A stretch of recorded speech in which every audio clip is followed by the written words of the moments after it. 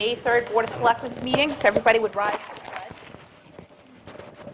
I pledge allegiance to the flag of the United States of America and to the republic for which it stands, one nation, under God, indivisible, with liberty and justice for all.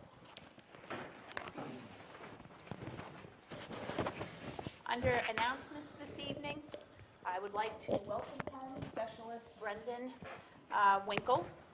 Brendan graduated from Massapequa High School a few years ago and has been serving in Iraq for the past year as part of the 94th Military Police Army Reserve Unit. And he's home today, and his family is very grateful to have him home safe and sound. And so on behalf of the board, I'd like to welcome him home and thank you for his service to our country. For appointments this evening, 6 o'clock, we have an appointment regarding Cory Lane from the Saco River Corridor Commission.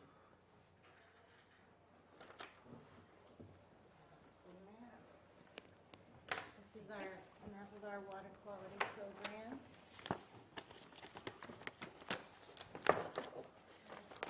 Yeah, everybody hates getting up to that part, but Thank you for your time. I just wanted to come in and talk a little bit about our water quality program. We test in 35 towns along the river.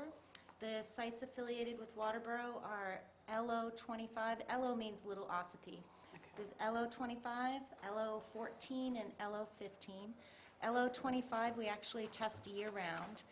During the summer months, Mike Vitoroso is our volunteer. Our program works off of volunteers as well as a few staff members, but without volunteers we wouldn't be able to continue. On Lake Arrowhead we test for swimmability, which is 5 grab samples for E. coli.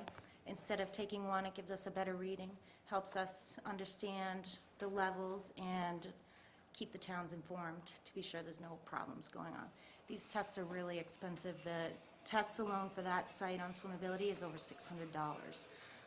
For Waterboro, we probably spend a little over $1,000 a year. We ask each of the 20 towns to contribute $300. We understand that a lot of towns are unable to do that because of budget restraints and such. We haven't raised what we ask, but we've been doing this for 10 years, so we try not to ask for more, but we spend about $23,000 a year. And that doesn't include, this year, we wrote a couple of grants we need $15,700 worth of water testing equipment. We've been using the same equipment for 10 years, and it's reached its max, so Monday we actually found out we got $10,000 worth of equipment, which is great, and we're still in need of $5,700 more, which we're hoping the other grant will come through for us. So that $23,000 doesn't include the costs of the equipment and stuff like that. So we maintain these sites every other week for 12 weeks. And then, like I said, that LO25, we selected 9 sites to test year-round to get readings on basically conductivity, which will give us an indication if road salt is getting into the water bodies, which we're finding that it is not. We have a good filtration system where the levels are actually very low. Lake Arrowhead, that site is at about 20-ish, and DEP allows you to drink up to 1,000 of these units. So as you can see, it's a very good reading to have for Lake Arrowhead. As for E. coli on Arrowhead, stays pretty low. We haven't had any issues. The Saco River, after heavy rains, will spike in the E. coli, but Arrowhead's not really showing the massive spikes. DEP's level for safety is 126, and all our data is on our website. Some spots in the river will spike to over 400 during heavy rains, and Arrowhead's staying below the DEP standard, which means we have not had to inform the town that it is not safe to swim. So a nice clean lake, good readings on it. Aside from, I know that most people know the Corridor Commission as regulatory. We also do other things as well. We are creating a video in partnership with Saco River Community TV in conjunction with a grant from the Maine Outdoor Heritage Fund. And it's an educational video for students. We're going to distribute it in each of the 20 towns to the school systems. And it gives an overview of water quality, why it's important, and also why testing is important, and sort of gives them an idea of how to create their own program to see what goes into our program and how to, write grants and where to get some money from to make it possible. And we also, with the water testing, we do macroinvertebrate testing, which is digging bugs out of the riverbed in a controlled manner, an EPA standard.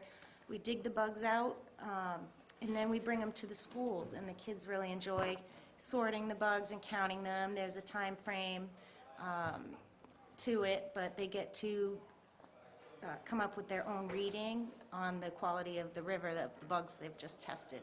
Because of our budget restraints, I bring the bugs to the schools that request us to come. And Hiram, or Shakopee Valley, they're very close to our office in Cornish, but one of the teachers there has been very active with us. We've also gone down to Saco, but anyone that calls us, we're very happy to go into the school and talk about what we do and that kind of stuff. And if there's money in the school, we'll even go to the river with them or at the lake, but a lot of times that's not possible. To help, aside from the grants, with our budget restraints, some of the things that we've had to do is cut back samples from sites. We're trying not to eliminate any sites. We have at least one site in each of the 20 towns. Some have multiple. So cutting back the lab fees helps us keep our budget in line. And like I said, we haven't had to yet cut any towns out. As a staff, we've taken mileage compensation cuts, which this time with gas prices is difficult, but we care a lot about what we do, and we hate to single out any town to say, well, we just can't make it there anymore. So we're hanging in there with all of our sites that we've started with, and we're hoping that these grants will help us get through the summer a little bit better. And then I know somebody had asked about Sean Shoemaker. He's your rep from Waterboro. He has been attending. He hasn't been to every meeting, which, there's 20 towns with representatives, and to have a quorum, which is enough people to vote on the permits at hand, we need 7 people there. So Sean hasn't been to every meeting, but he has represented, and he's, commented and done the voting process, and we feel he's a really good commissioner. This year, we have not had any permits issued in Waterboro so far. Last year, there was only actually 4, I think Joy looked at the second half of the year, and there was 2 in July and 2 in August. And this is a huge change over the past couple of years, because I do the compliance checks as well. A couple of years ago, I spent lots of time in Waterboro and Limerick on Arrowhead, and it was pretty surprising when I went to my box of files to find only a handful in the area. So Waterboro has not been issued a lot of permits in the past year or so. Development's slowing down, I guess, or not really. I mean, that would probably be the main reason, where just people aren't really doing construction or additions and that kind of thing. So I know you wanted me to touch on that. And then I'm also here to just answer any questions that you might have about the commission, and I will do the best I can. If you don't have any, that's fine too. Any questions, David? Yeah, who benefits from the results of what work Saco River Corridor does? The compliance or the water quality or everything? Everything. Everything, well, we feel that each town really benefits. If you look at each town individually, say the code enforcement officer, they see one town. As the river flows through, though, they don't see what's happening upriver, and they don't see what's happening downriver. So as a whole, we regulate the whole river, but we know what's going on each section of the river. So we feel each town benefits from the regulation to assure the water quality the standards are being upheld. And then the water testing, we feel each town benefits from, say, the swimmability, where your families can go swimming all summer long, and if there is a problem and it's unsafe, you will be notified, which isn't the case in a lot of swimming areas. We don't do swimmability in every town. We do it where mass groups of people congregate and where we feel it's important that the most people would be affected by degraded water quality. So I know that the regulatory part of us is a hard thing, but as a whole, as a river system, it really helps us, see what's going on in each town, and what's going on upriver from you would affect you, and we can regulate that where, a town upriver couldn't do something dramatic that would affect your water quality downriver. So if the Saco River Corps Commission did not exist, this work that you are doing would not be done? Right. Each town would be responsible. The code enforcement officer acts as a representative for DEP, from how I understand it. So basically, a code enforcement officer would take that on his shoulders, and it would be a lot more work. But again, he or she would only be working in this one town, and he or she wouldn't know what was going on upstream. And our regulations under the Act, they are stricter than most. But, we feel that if you look at the river system, it's a beautiful river that's very clean for the area that it's in. The St. John River is comparable to the Saco, and there's barely any people up there. So we feel we do good work in the regulatory aspect to keep the river clean. Over 200,000 people drink the river down in Biddeford, Saco, the towns of Scarborough, Old Orchard, Kennebunk, and sometimes Kennebunkport, depending on how much water is being used at the time. So it is a drinking reservoir, which is the reason the Act was instated back in the day and continued on through each time it came up for, dissolve. Yeah. Now, do those towns that use it for a reservoir, do they pay more? They do pay more, They do. yes. They do contribute where they see us as very valuable to them. We're the eyes and the ears up the river, and, if something's going wrong, we actually talk to them often, or Dennis Finn does, about things that are going on. He meets with them, and so they do contribute more to the program.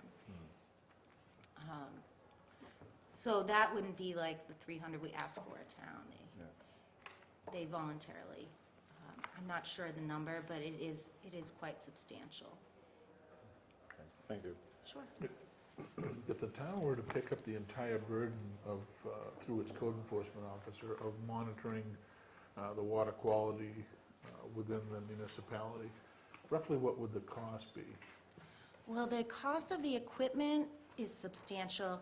Say you wanted to start your own program in Waterboro, you'd probably need to get one set of equipment. Now, we need 5 because of our volunteers in our 35 sites. So I drive around, distribute to volunteers, they go test, and the next day I'll come back and collect everything.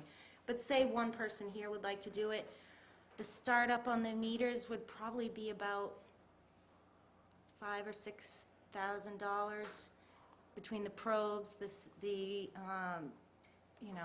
all the different things that we need to purchase to get the meters running, and calibration. Every time they go out, they need to be calibrated.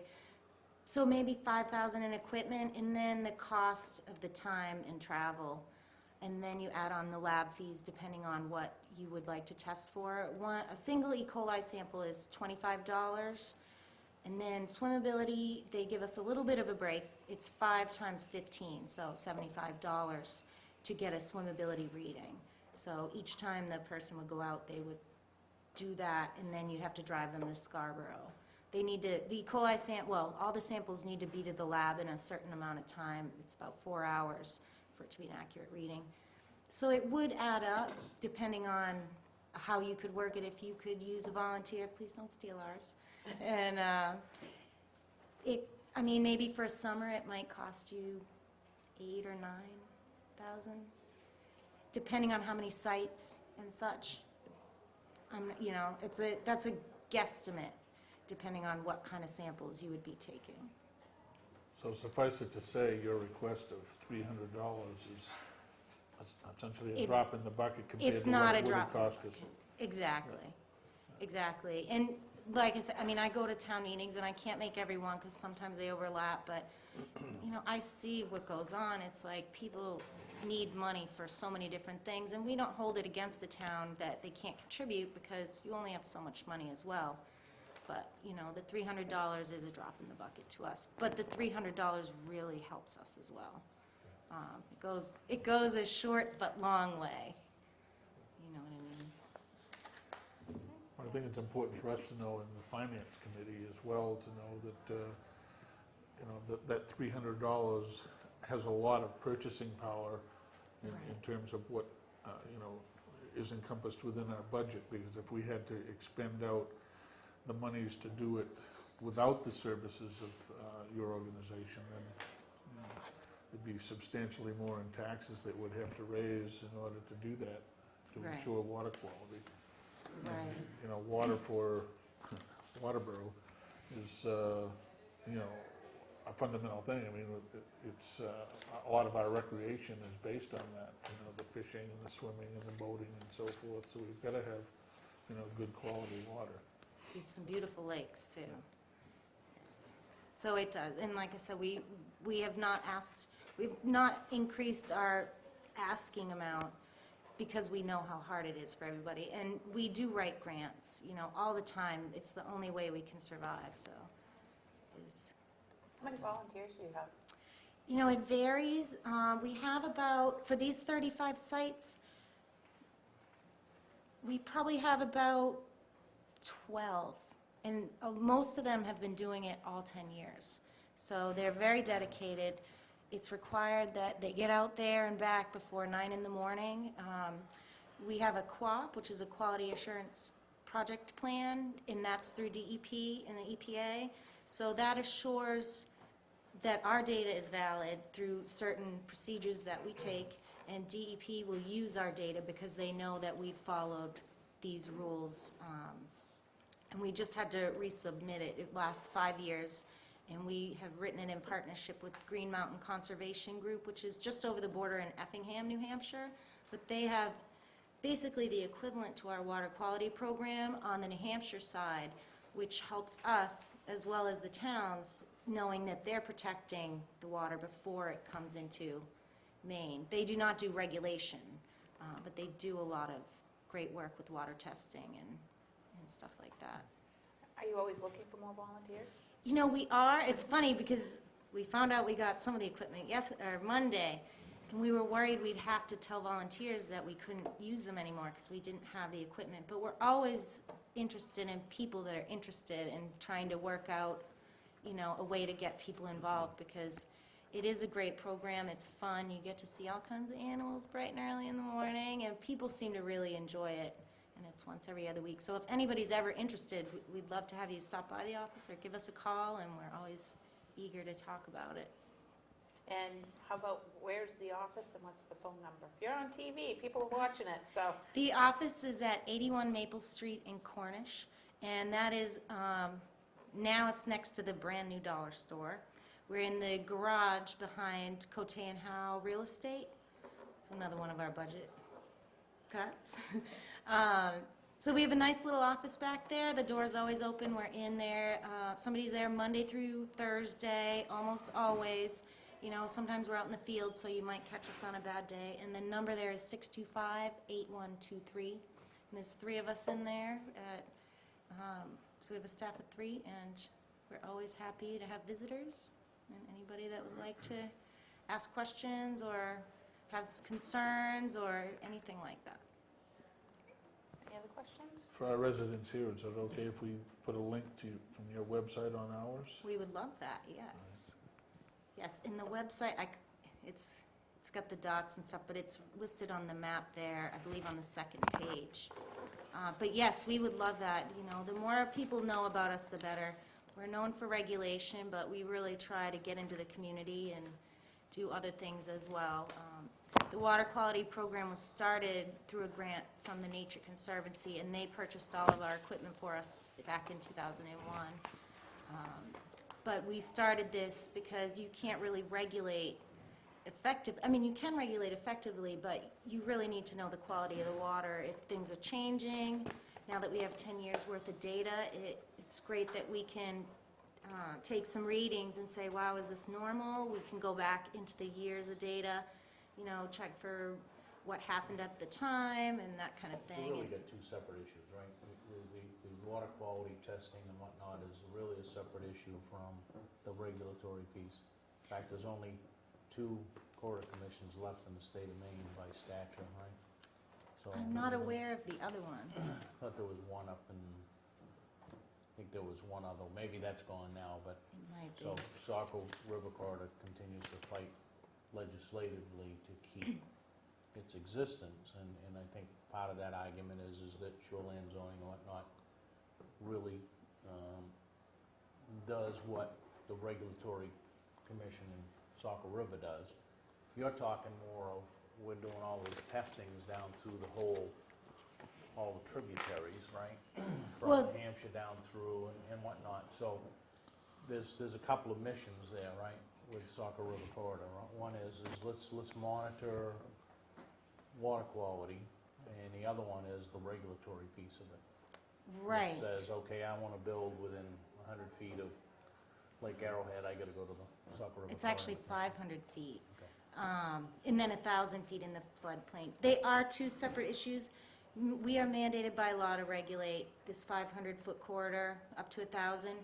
The water quality aspect, we started on our own. I wasn't there at the time, but they started it on their own because they felt it was important to see both things together. We get $46,000 a year from the state total. That runs our office, our 3 employees year-round, and then we also have 1 employee that picks up hours once this season starts for water quality. I mean, it covers everything we do. That's why we write as many grants as we can, and we seek funding from anyone that is willing to help us, because we are very inexpensive to the state of Maine if you compare us with DEP or another organization. Shoreline zoning is a very small corridor along the river. So we do cover a lot more area than they do. How's the fishing? I don't fish much. I hear it's good, though. We have a question in the audience. Is there any reason why you monitor only 2 lakes in our town? 2 lakes in your town? Yeah. Well, there is a reason, and most of that is money, and the fact that we travel through 20 towns. You know, every other week, I put like hundreds of miles on my car. If we could do more sites, we would certainly do that. But right now, we're trying not to eliminate sites, so it's very difficult to add sites to it. So money would be the reason. But I would assume you're doing the 2 areas that are direct contributaries to the flow of water. Right, yes. We test right in Lake Arrowhead. We test the water that's flowing out of, what's that, Little Ossipee? Is that the pond? Yep. I'm sorry. Little Ossipee Pond. So we catch the water going into Lake Arrowhead. We test it in Lake Arrowhead, and we also test it coming out of Lake Arrowhead as it heads out of town there. So if anything's going wrong, we have a good feel for where it might be going wrong. And then it helps knowing upriver, as we test farther upriver or farther downriver, we can really pinpoint, you know, the location of something. There was an incident in Freiburg where somebody had dumped cow manure right into a tributary. E. coli levels went off the chart. DEP was called. It's not their jurisdiction. They said call Department of Ag. Department of Ag was called. They went out. Well, we located it first by our testing. We started testing farther upriver till we found the site. Department of Ag said they had 90 days to get it out of the tributary, which would have been the whole summer. And that would have contaminated the river all the way down for the rest of the summer. But Corridor Commission was able to go to him and say, it has to go now. And by the time Dennis had left, he was on the phone getting somebody to remove the manure.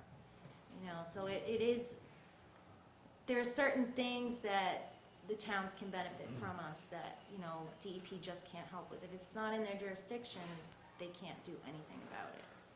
Now, is that one of the reasons why you had such a vocal response from some landowners in Freiburg, that incident?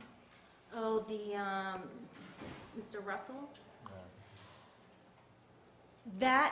The newer incident was it was like 4 years ago, I think. Okay. So no, it's hard to know what to say, but Well, he's a developer. landowner in He's a Freiburg. developer. And, he owns a few miles of riverfront. I'm unsure of his motives. We feel that, one person's, not to get into the files of the other people that wrote letters, but one of those letters, he paid us $20 for our permit, not thousands and thousands. He sued the town, or sued the Quarter Commission. That was his fee. He wanted to build in a floodplain, and he wasn't allowed to. The other gentleman, it was a sliver of road in the quarter. We issued him a permit without problems. There was no buildings in his development in the quarter, so that had nothing to do with us. We gave him his permit for his little piece of road, and his abutter sued the town because the development was not up to the town's standards. And that's where all that money went, was, he had to fight the town and this abutter, and he ended up downsizing his development. So, that's a brief summary of the landowners that had submitted. Anything else? Very good. Well, thank you very much for Thank coming in, you. very informative. Thank you for your time, and like I said, anytime anybody has any questions, we're always there to answer them. Great. Thank All you. right, thank you. Okay, moving on, hearing a delegation. Correspondence, reports.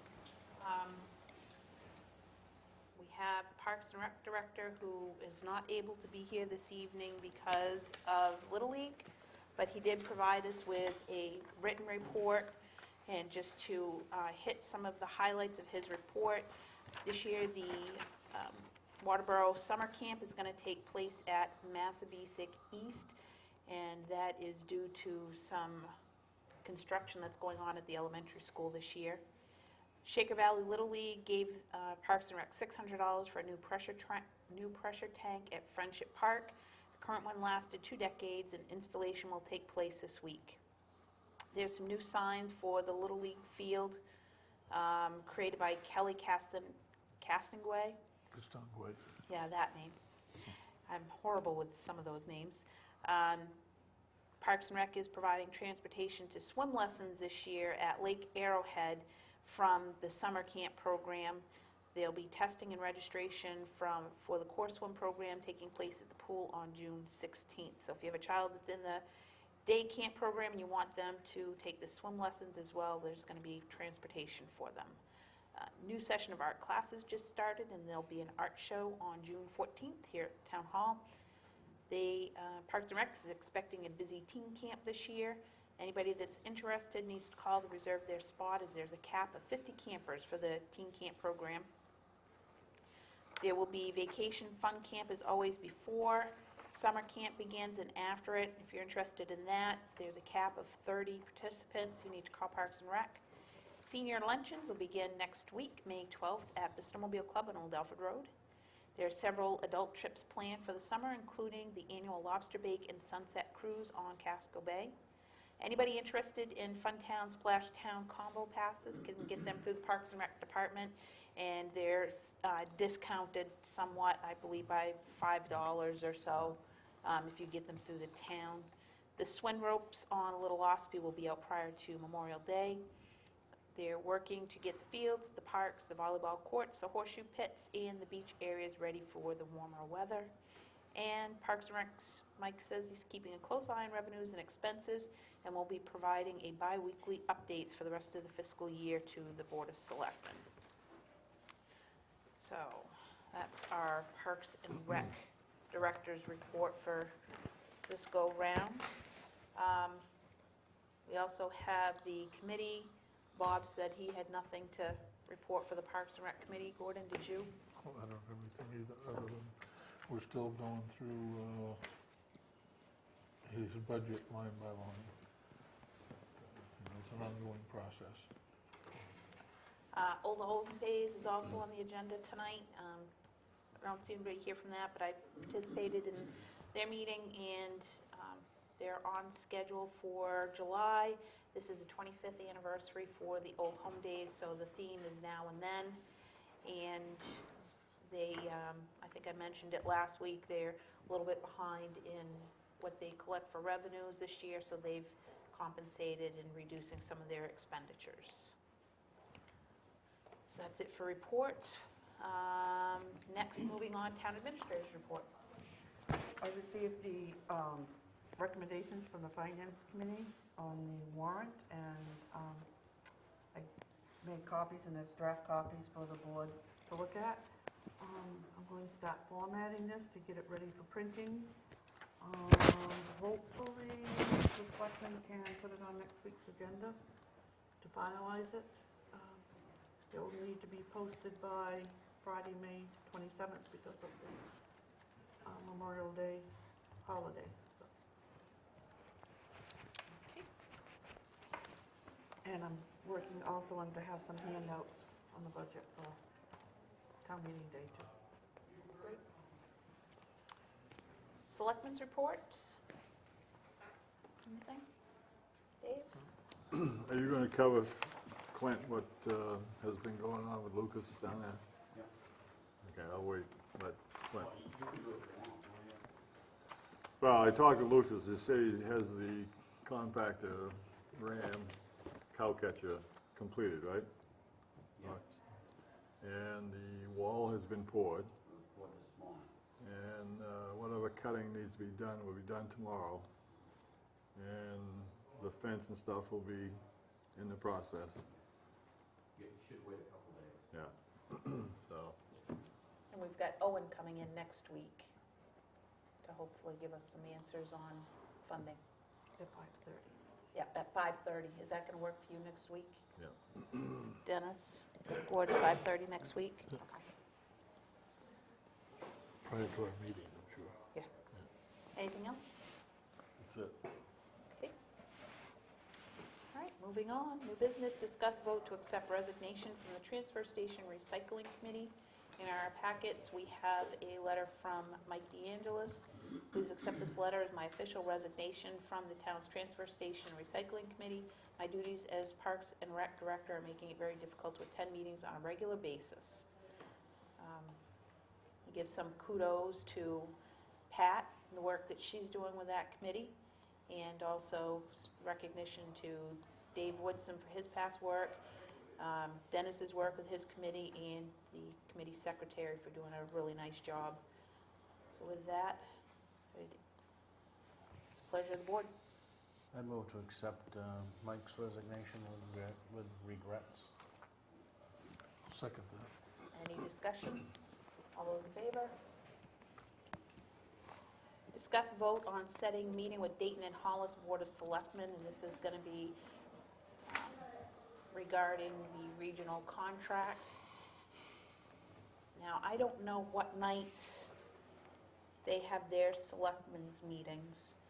I was wondering if maybe it would be a good idea to do it on maybe a Thursday night, and I think it's light out long enough that maybe that could include a field trip to the transfer station, so they can see exactly what is going on over there in the facility that we have, because I would dare say that their selectmen probably have not seen our facility, or it's probably been a very long time since Hollis has seen it. So that would be my recommendation. Discussion? Works for me, set them up.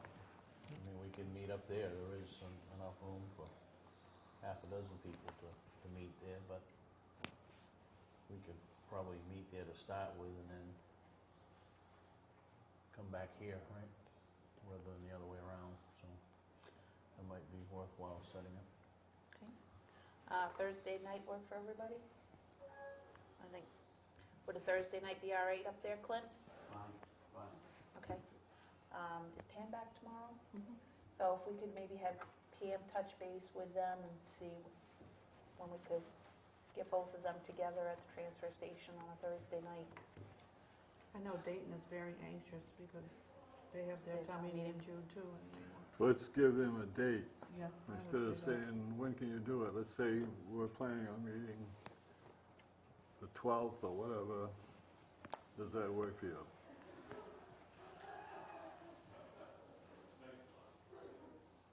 What's so today's the 12th? I can't see the calendar that far away. What is that, the Oh. 19th? The third 19th. week, is that the 19th? Yeah. Yes. So maybe see if we could do it the 12th or the 19th, give them a couple dates and.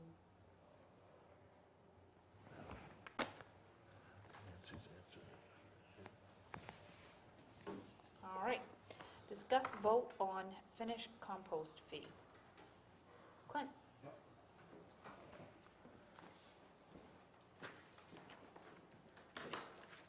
You all got a copy of this, so. I hope it's all right. I don't know. Now, is this I a think- selection or is this A, B, and C? I mean, the first one says everything's free, the next one says there'll be a fee. I mean, are these No, suggestions? what I'm saying is that everybody can come in and, if they've got a truck, we'll load the first bucket full for free, and then if they're gonna,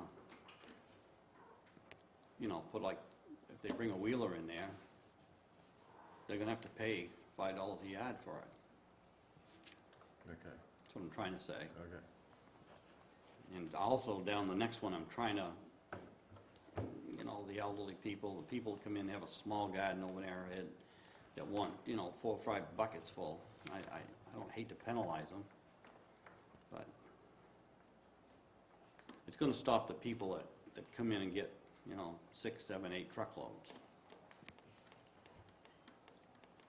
Like last year, I think we ran out. There was a lot of people that came in that, they come in there, with a car, they put 2 or 3 buckets in the trunk, and, I just don't want to penalize those people. They're trying to raise a little garden, and So who's coming in and loading truckloads of that? Why don't we just put a limit on how many people can Yeah, take? yeah. you can do that. I know that, that becomes a little bit tougher to manage, but the bottom line is that it gets turned over, it kind of gets developed, right? And somebody comes in and says, I want half a yard or whatever the case may be, and I don't know what the number is, but I mean, there comes a point where, one person might want to get 2 or 3 bucketfuls and, 5-gallon bucketfuls. That's And right. the next person wants a dump truck full, right? We have a lot of people, that Bob can tell you, that come in there and get, I'm saying, sometimes 10 dump truck loads.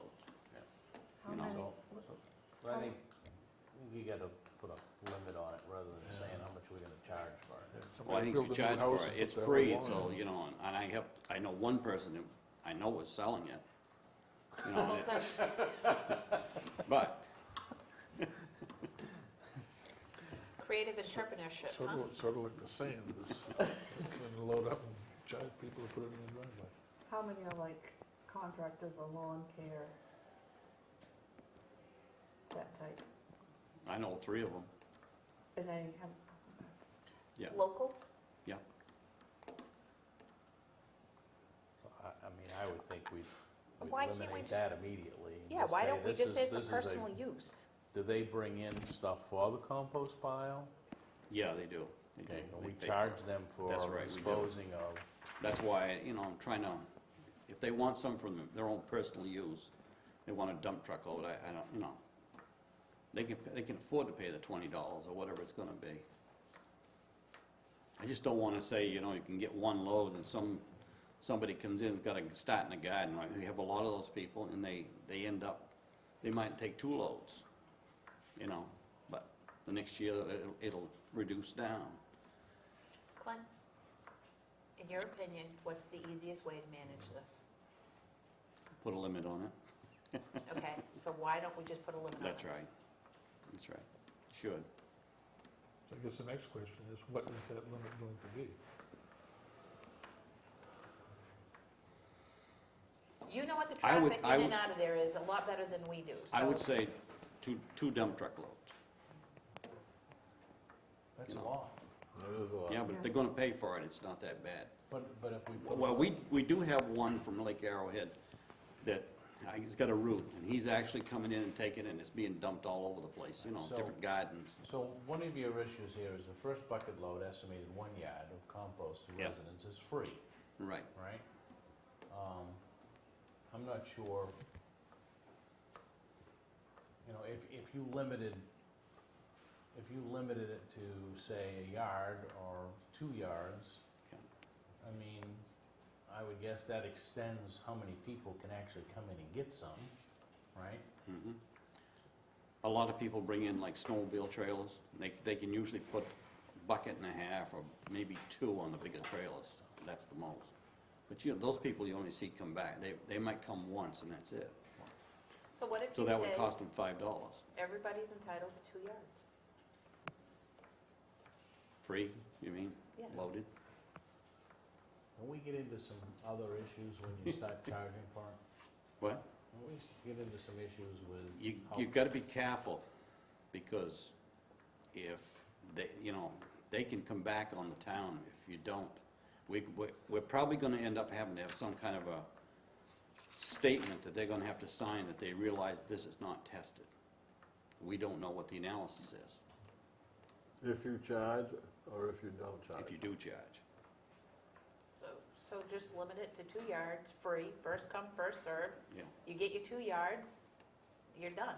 yeah, okay. And if- That's If there fine. becomes a point where we've got a whole surplus of it, we need to get rid of it, I'm sure through Open it up phone again. calls, Yep. phone calls, you'd open it up again.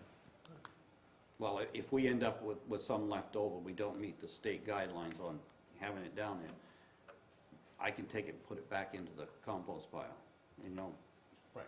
stir it back up. Just makes more bugs in there to chew the pile down. Bob, did you have a comment? Well, I think what Clint is trying to say is that these guys with the 14 yards, I mean, truck, I mean, we load it for them.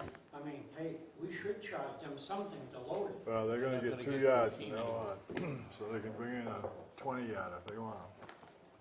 So I think that resolves that. Yeah. I think it's great. But I've had a lot of complaints this spring, and I said, well, we've got to make a decision or we're going to charge, and I think it was made. no. When the camera goes off, I'll tell you. Oh. All right, anything else, Clint? That's all. All right, thank you. Next, under old business, discuss standardized training for employees. record, nothing goes on after the camera's off. Gordon wanted to tee this up.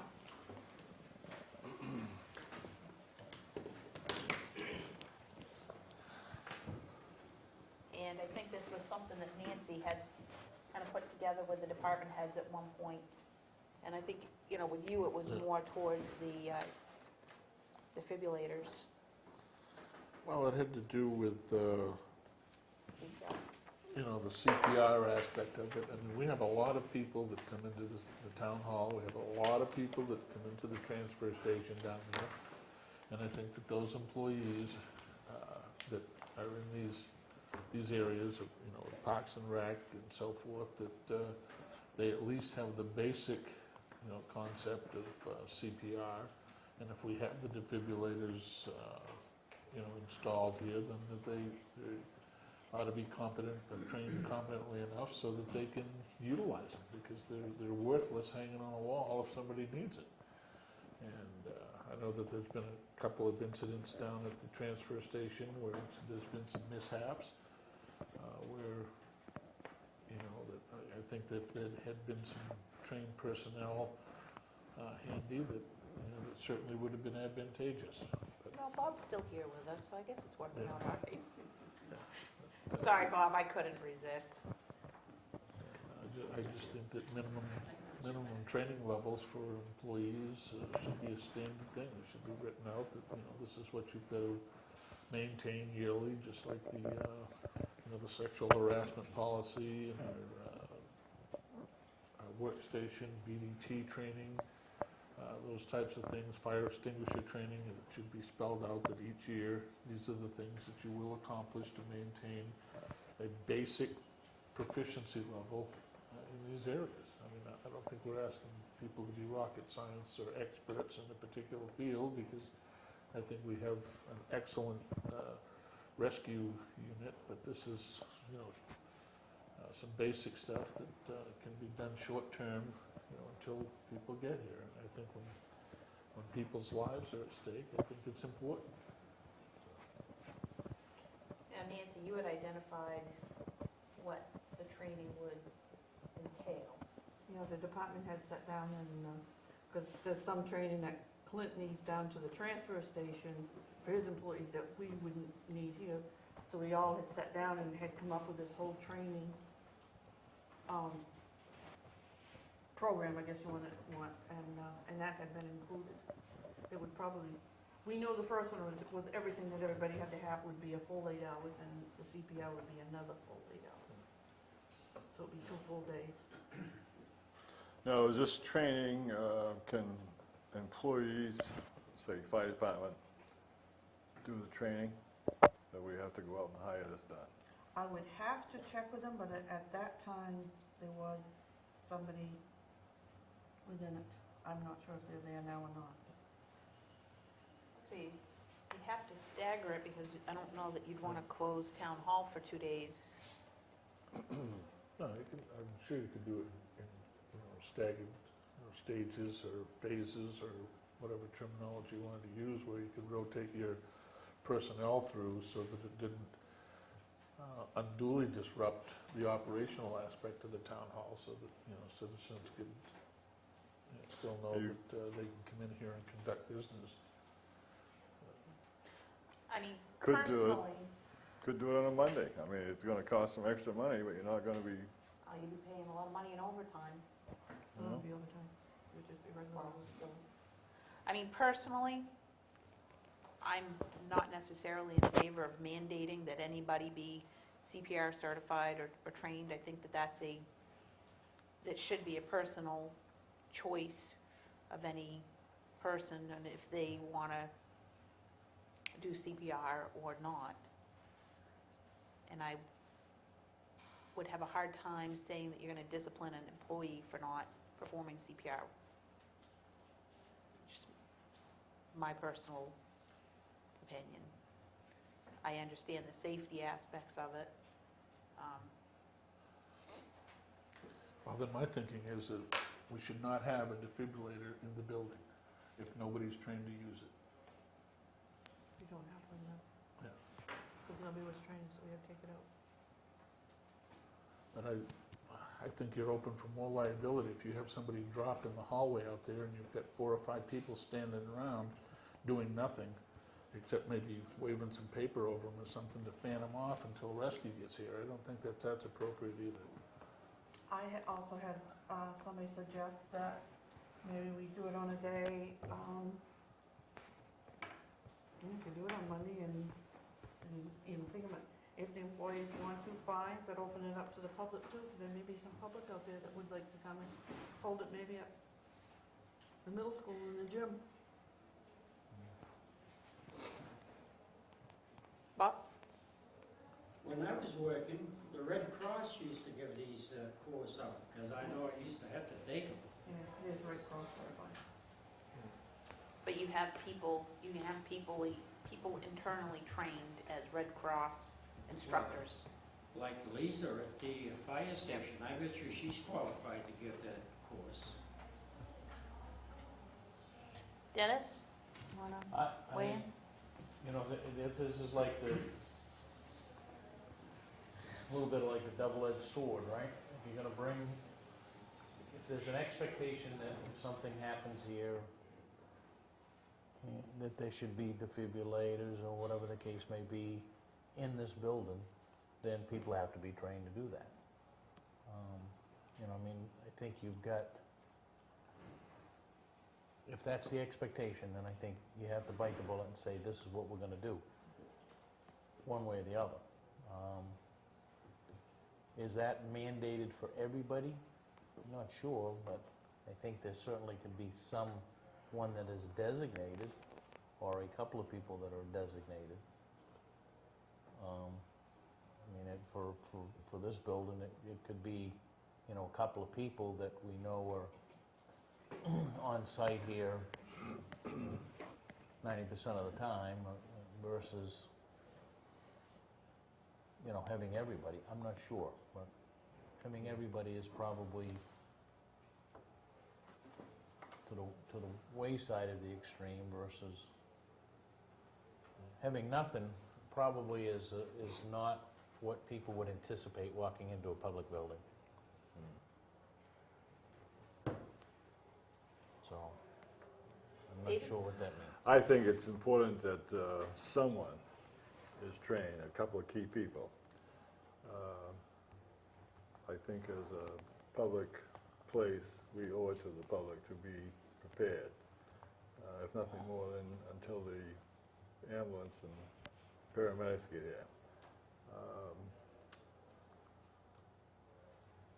There are some people who, for whatever reasons, cannot deal with this, okay? So you would not want them to be involved with it, because even the training, they would be ineffective. I agree with Dennis that you have 2 or 3 key people that are going to be around and have been trained. So I would support some type of training. Just send something to Lisa, maybe we'll get that. And I would, on a volunteer basis, if people wanted to have that certification and provide that service, I would support that. What I would not be comfortable with is taking an employee who would not be comfortable providing that type of a service and mandating that they have to have CPR training and whatnot. I think that, you know, if you've got some people that are interested in it, wonderful, but I just, not everybody reacts the same in an emergency situation, and if somebody's not comfortable with that, I don't know that I'd be comfortable mandating that that be a requirement of their job. We're focusing on one aspect of it. I was talking about a total training plan that made, you know, there were certain basic elements that you'll have, like, you know, fire extinguisher and your sexual harassment and VDT and CPR was a component of that. You know, if we have a few key people,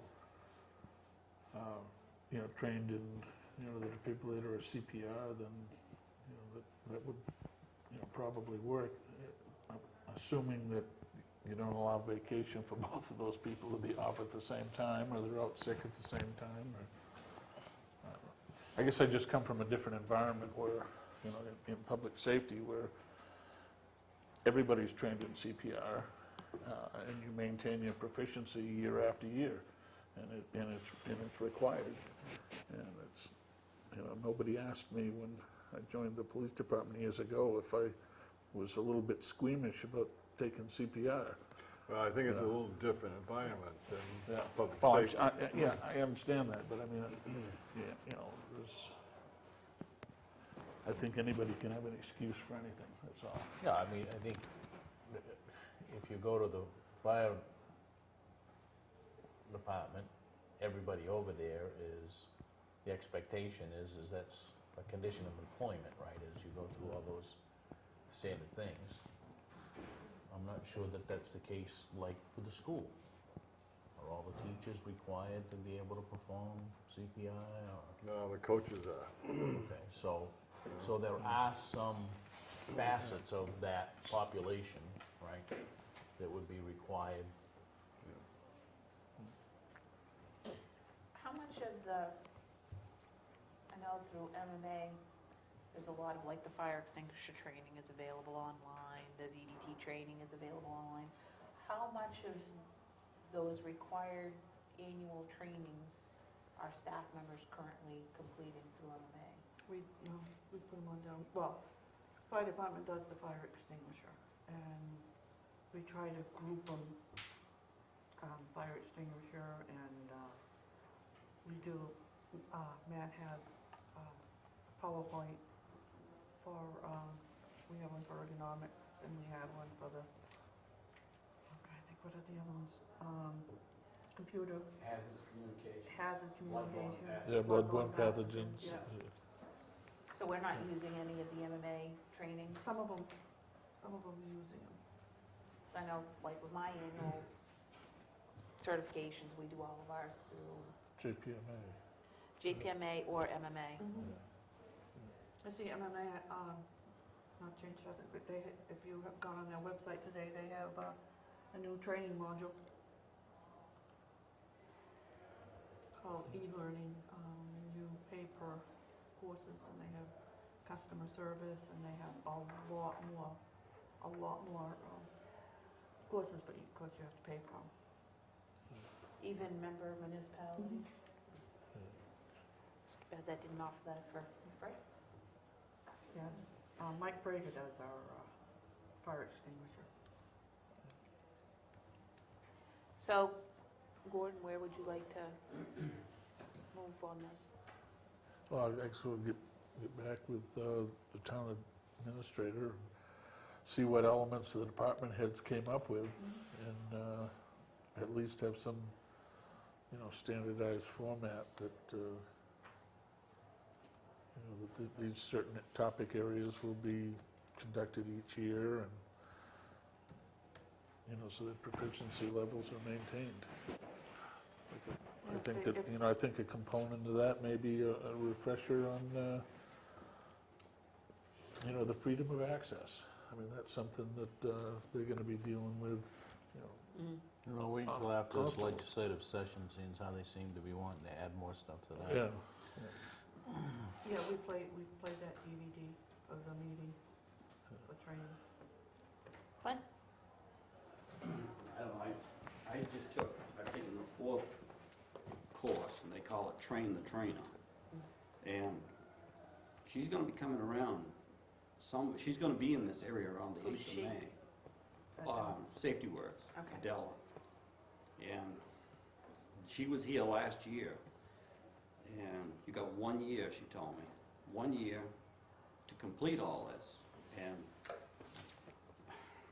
like the emergency action plan, these guys here they've all read it, they know what to do. Like when Bob had his problems, I mean, the place was shut down, everything was fine, Matt come right in, the ambulance comes in, nobody's in the way. I mean, it worked perfect.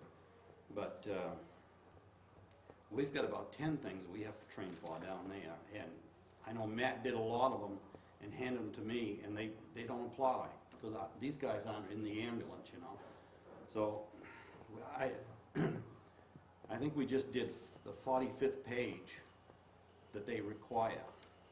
And I think that we're going to be all right, but I just don't like Fred and some of the other departments. I don't know if they realize what they got to go through. When is she coming back? Well, she's supposed to come back 1 year from the day that she was here last year, and I don't know when it was. But I know she's going to be in this area. I just took a course last weekend, two courses with her. And she's going to be in this area on the 8th, because I know Limerick's going to get viewed again. So it sounds like we kind of have two issues. One, If, what has to get done before Safety Works comes back, Yeah. whenever that date is, and then Right. 2, coming up with a standardized Well, see, training list. she can find where she can find the town when she comes back if you don't meet all the requirements. that's But exactly if- it. Why, I don't think we should be driven by the prospect of having an audit come down. We should be driven by wanting to maintain a yearly Yeah. proficiency, so that when the audit does come down, we're not worried about it. Let them come, because our people are trained. Yeah. But when they come down on, things like this, if we don't have a plan in place, this is how we get burned. And we did move the fire alarm. Yeah. So But she does know like anything with extension cords or power strips. She frowns very much on that one. But I think when she comes back, she's gonna go after the paperwork end of it too. She's gonna wanna see all this stuff. All the training records. Yeah. So I think you have to look into that and make sure that we'll be in compliance when she comes back. And then you want to revisit this like the first meeting in June? Does that give you enough time, or you want to do it sooner, or?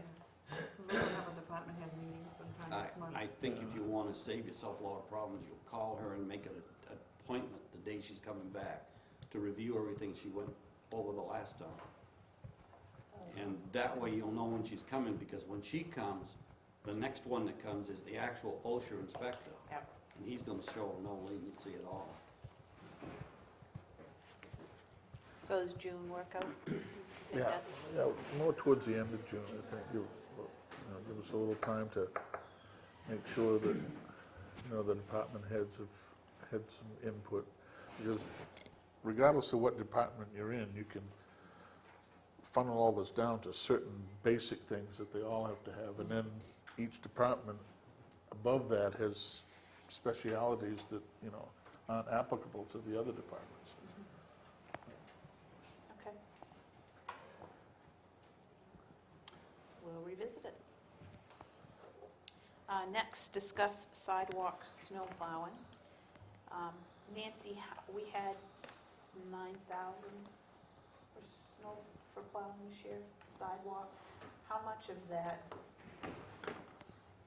I thought it was under, is that under roads, under the plowing, or is it its own separate? 'Cause I didn't see it in the, It's under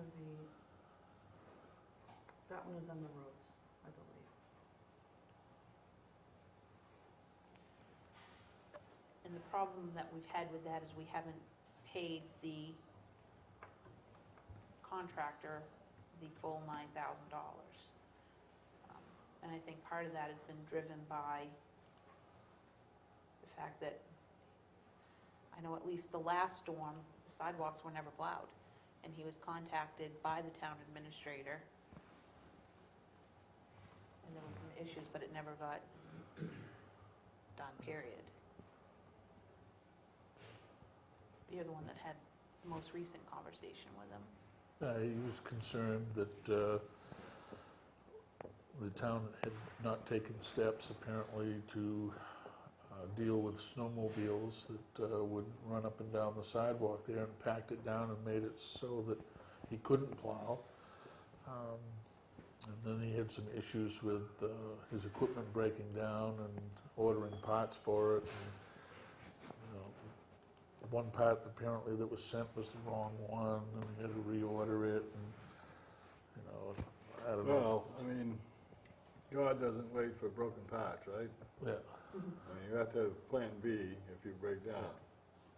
I mean, I'm just relaying the context of the conversation.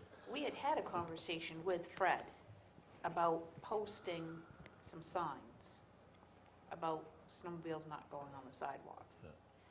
And Fred was supposed to take care of that, didn't realize he hadn't, and I would Well, think that when we tell, I don't know that he did or that he didn't post it. I mean, because I have no way of, I didn't check on it, so I mean, I have no way of Yeah. knowing that he did or he didn't. But one, you can, I guess, post anything at any time, and there's going to be somebody that decides that they're gonna do it they're anyway. going to do it anyway.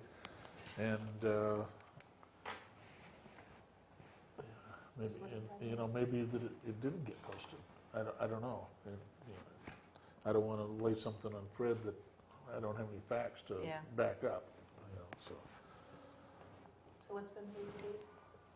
The only one that's left to pay is $14.50, the last payment in March on the contract. So 2,000? 1,450. What do you mean for the, that's what over. That's what over. He's owed $1,400.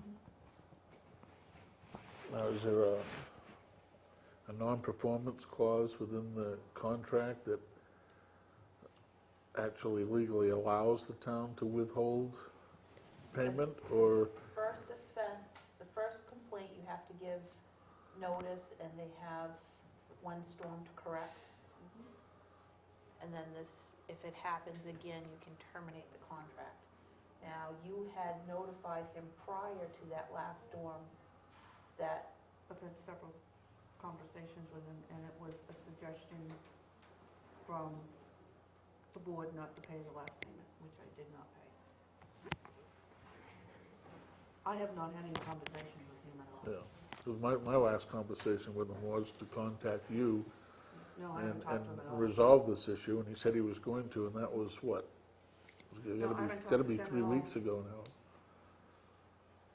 Well, so, did we follow the proper step sequence of the contract where we notified him once, right? Nancy, We have contacted him verbally.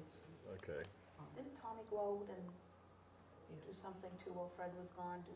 to keep an eye on it. And But I then, believe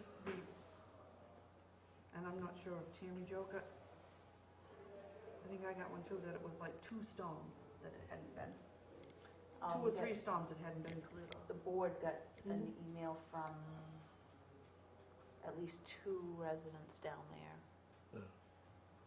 okay, and then would be the next step?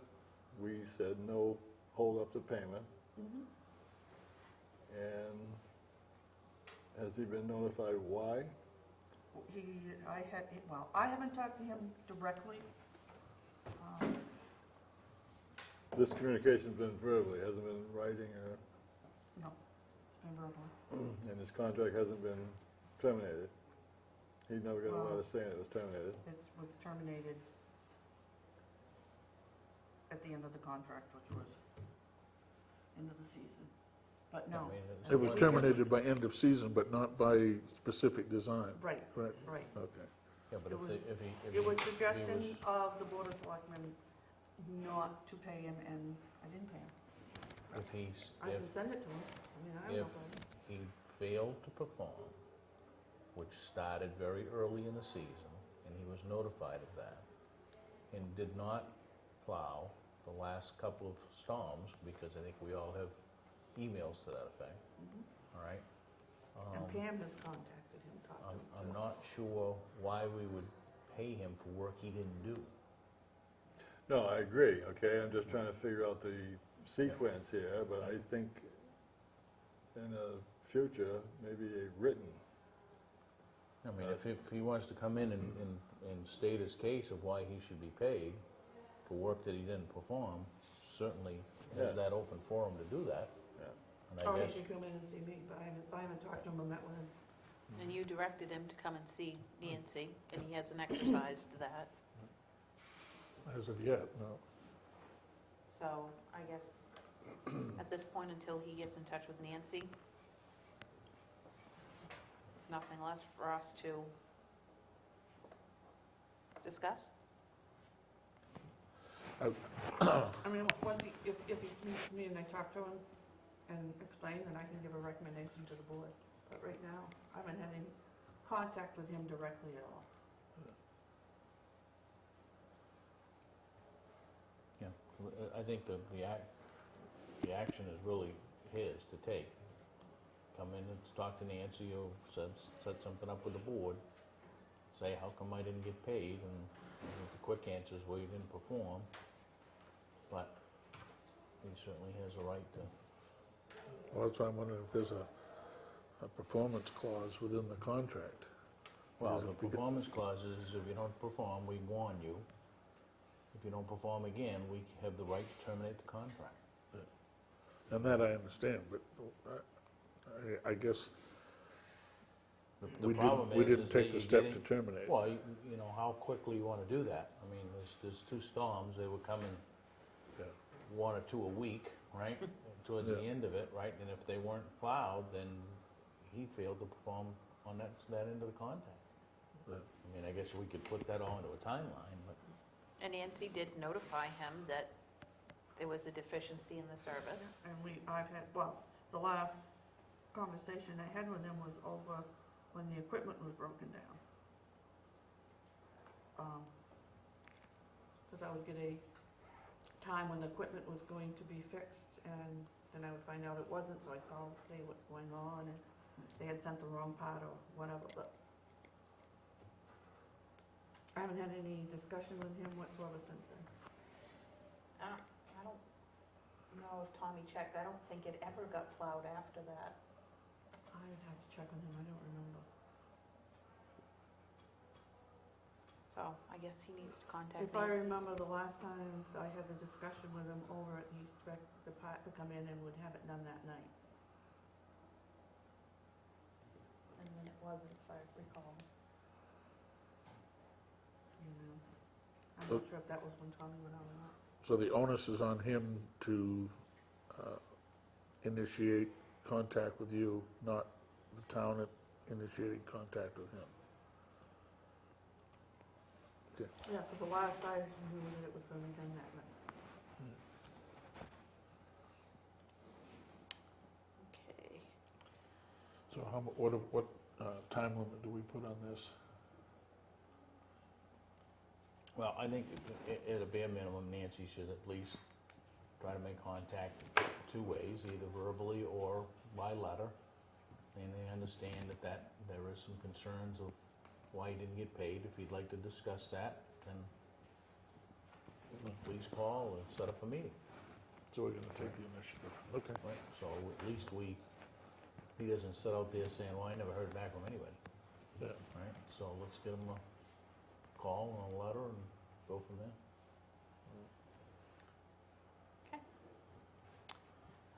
With that, would entertain a motion to sign warrants for bills and payroll. So moved. Second. Okay. All in favor? Pending decisions, public service announcements, performance bonds, committee self-eval, the week's action list. We'll have Pam get in touch with the Dayton and Hollis Board of Selectmen and offer those 2 dates for a meeting. I would Clint, I'm sorry, I would just say the 12th, 12th, that's next week, and just set it. if they're interested. I Then looked and their meetings will not conflict. Okay, so May 12th. see if we can set that up.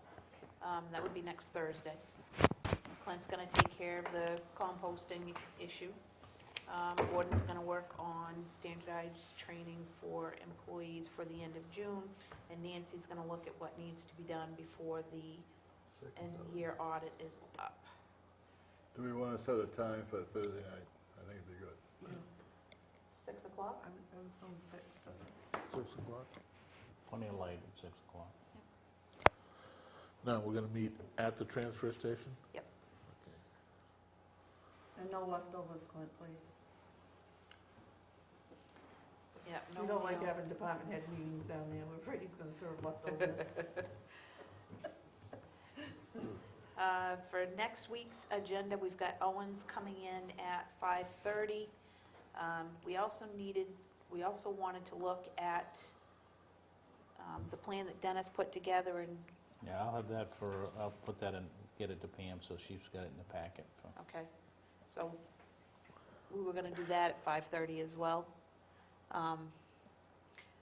Do we want to meet at 5 to go over that budget plan that Dennis has put together, or, I mean, I think it just mostly I needed some I think dates we've already and gone over it, whatnot, just and- making a change. Yeah, right? so- I think we had already said 5:30, but I'm not sure. Yeah, we had, Okay.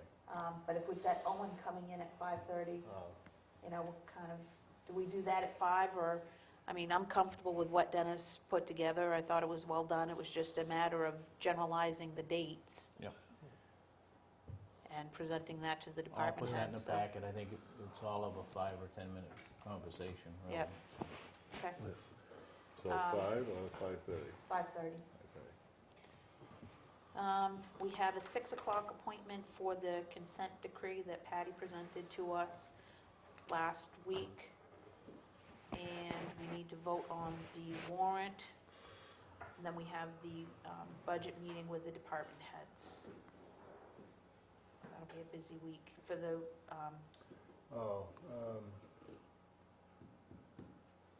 What was the question? It was brought up last night at the charter meeting that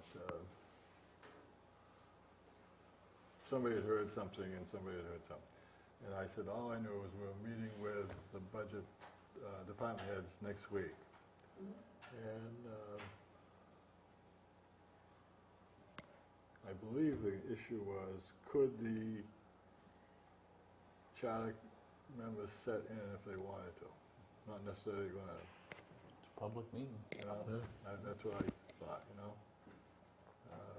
And I can't remember the exact issue why they wanted to do it, but it was mostly informational, It's a public meeting, anybody yeah. attends public meetings.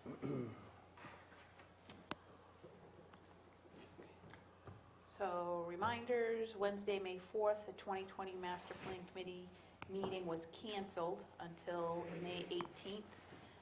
Wednesday, May 4th, 7 PM, the Planning Board is meeting at the Annex.